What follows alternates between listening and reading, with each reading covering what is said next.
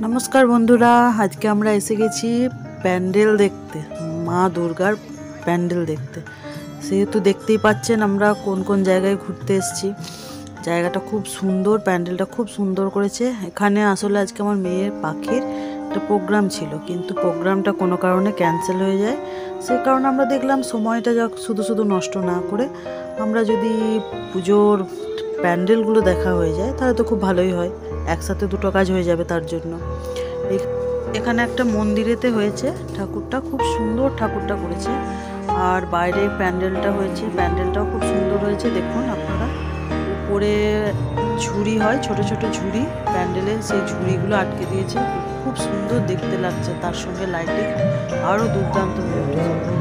আর তার সঙ্গে যে থার্মোকলের কাজ করেছে, কাটিং করে করে সঙ্গে কালার করে এত সুন্দর লাগছে, পুরোপুরি মনে হচ্ছে অরিজিনাল কাঠ, এত সুন্দর দেখতে লাগছে। প্রত্যেকটা দেখুন, মূর্তি থেকে শুরু করে সূর্য চন্দ্র সব রকম কিছু এঁকেছে। এবার এই প্যান্ডেলটা থেকে বেরিয়ে যায় চলে